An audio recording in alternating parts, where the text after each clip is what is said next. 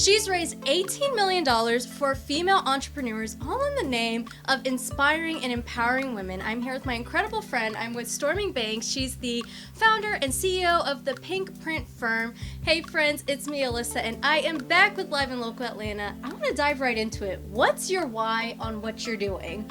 Honestly, it started from just the desire to empower women. And then from there, we would host free classes and free, seminars. And people started asking, we need funding bad. And so it kind of got started from just wanting to really help people have education around funding resources that were available. And now it's really evolved into this whole agency that we're running for helping people get access to debt-free funding. That's been the why, and that's kind of how it evolved over the years. Absolutely. Now you've got a debt-free clinic coming on Saturday, and this is a free event for everybody. Can we talk a little bit about this? Absolutely. The Debt Free Clinic is something near and dear to my heart. This is our first time doing it. It's a completely free event, and we're hoping to really enlighten the community on opportunities and resources that are available in terms of getting funding for small businesses. And we're also going to be actually initiating giving out $50,000 in support to give a debt-free boost to the attendees that come. So it's going to be pretty amazing. We're starting at noon, and it's first come, first serve, so you definitely want to get there early if you're thinking about coming. And you said this is a free event, and like you just said, you are giving away $50,000. Some people may say that's crazy. Other people look at that as a fairy godmother moment. Can we talk about just, what does it mean to you to give that to somebody and help out a business?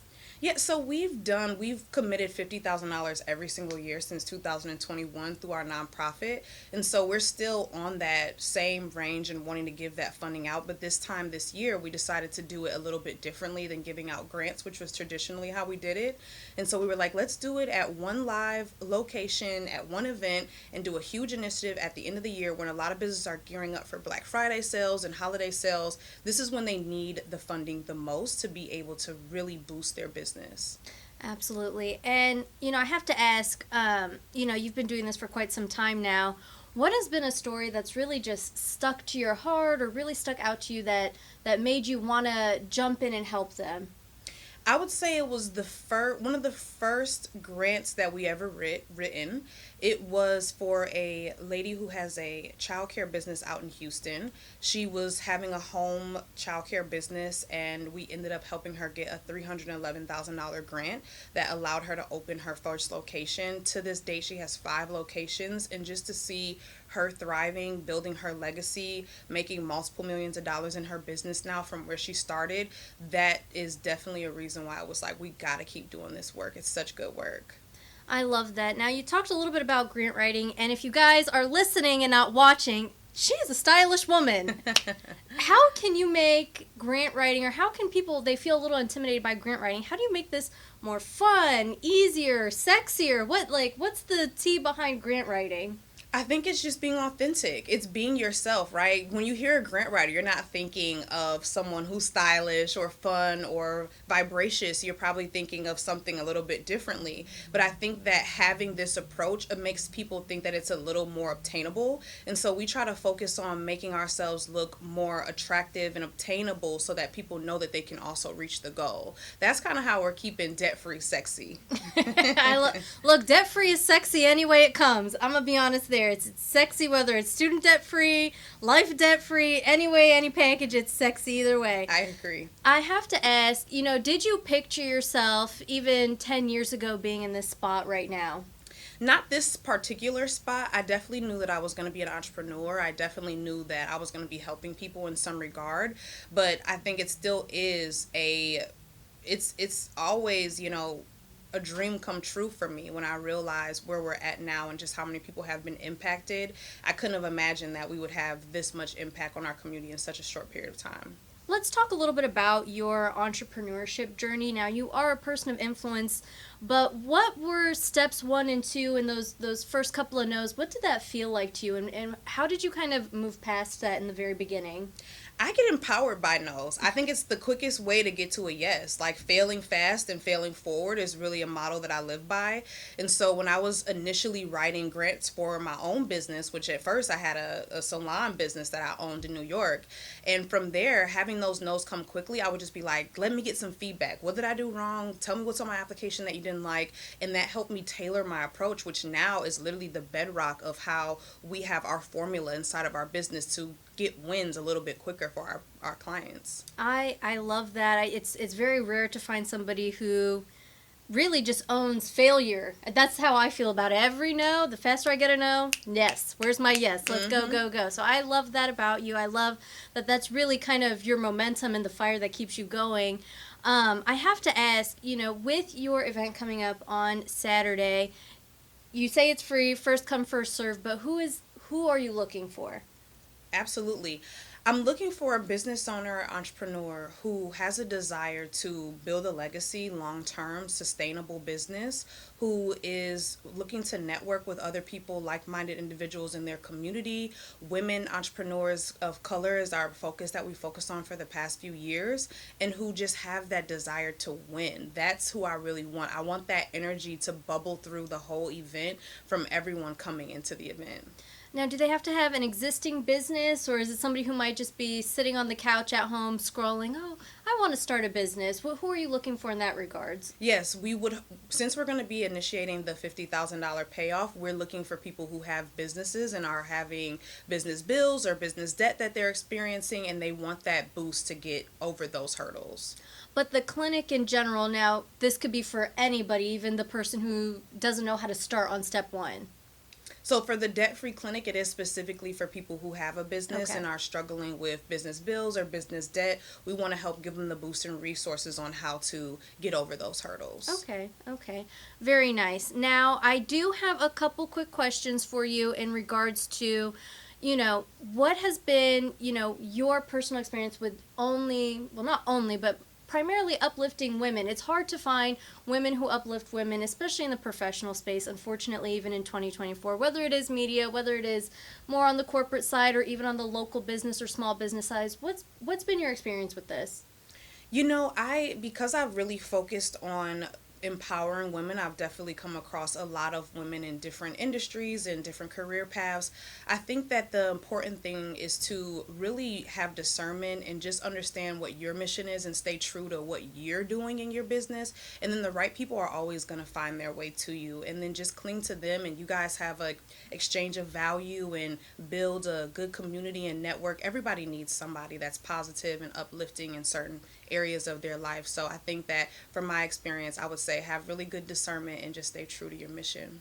I really loved what you said about value there and really the exchange of value. And I think a big part of women in general, in whether you are an entrepreneur or just a working professional trying to find your way, is knowing your value. Can you speak to that for women? What's maybe some advice for finding their own value? Absolutely. I think that when it comes to value, it's all about seeing what do you have currently. To me, value isn't something that's outside of you. It's something that you already obtain. What skills can I bring to the table? What relationships can I bring to the table? What monetary or resources can I actually bring to the table? And just honing in on what you already have and present that to the relationships you want to build and the community that you want to join, and see how you can serve others first before wanting to be served yourself. I think that's how you really position your value. I love that. I have to ask, what's any piece of advice, or what's the best piece of advice, whether it's a blanketed statement or something super niche and specific, you would have to say to female entrepreneurs, especially, again, when it feels like entrepreneurship still feels maybe a little bit more masculinely dominated? Yeah, our womanhood, I call my people boss ladies. Our femininity is really what can serve us in business. The softness, the patience, the love, the nurturing, hone into that, and again, stay debt free as long as possible. If you stay lean in your business, you won't have additional bills or hurdles that you're trying to fight on top of building a long lasting business. That would definitely be my advice. What would you say is kind of some bad business practices or habits that quickly incur debt on a business? I would say just not knowing your financials. A lot of people are spending, looking to get to a next level, or investing, thinking that it's going to bring a return. But early on in my business, I was like, let's get a CPA, and then it moved to a CFO. And you really do need to know how much money is coming in, where is it coming in from, and where can we spend to keep the money coming in, especially for a for-profit or a nonprofit business. I think not knowing your numbers, have you ever had it where you're spending on a weekend and then you're like scared to go look at your account because you're like, I've had a little too much fun? You cannot do that in your business. You have to genuinely know where every dollar is going. Absolutely. Now, you said something that caught my attention, and that was kind of when people are spending on their business. Have you spent a lot of time in Atlanta? I've been here for 2 years now. Okay, so I personally, being an Atlanta native, feel like I see a lot of young businesses, and they start off and they want to have, this look, this modern look or this luxury look. And I feel like, as a person who maybe not the most business oriented, I feel like a lot of people spend money on the cosmetic side of their business. Do you feel this is true? Definitely. I get to see the behind the scenes of a lot of businesses, and I think what's important is not the show, but the dough, right? You really actually want to focus on your teams, your systems. Do you have your SOPs written out? Do you have policies in your business? Are you legally protected in your business as well? Because a lot of things can happen really quickly, as we know, especially in the service industry or when you're giving products out, D2C. You just really want to make sure that you are protected on the back end and the front end stuff. I mean, I got started on Zoom. We were hosting free Zoom classes. We were hosting free IG lives, and I would just get up there with barely anything but a phone, and natural light. So you don't need a lot to get started and build true, genuine community. You just got to get started. I love it. I love it.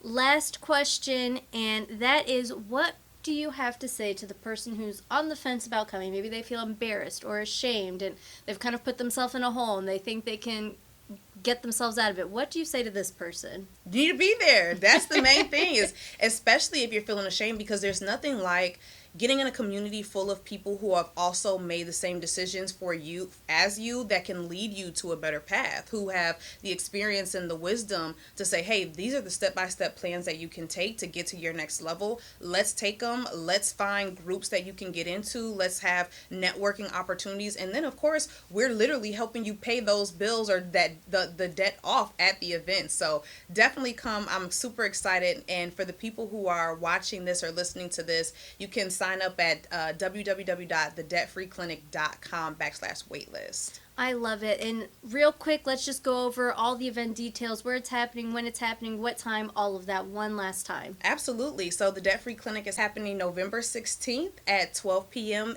to 5 p.m. We're going to be at 1500 Southland Circle, and you can sign up at thedebtfreeclinic.com/waitlist. I love it. And can people follow you on Instagram? How can they stay in touch with you? Yes, I'm on all social media channels as at Stormi Banks _, and that's Stormi with an I. I love it, Stormi. Thank you so much for joining me.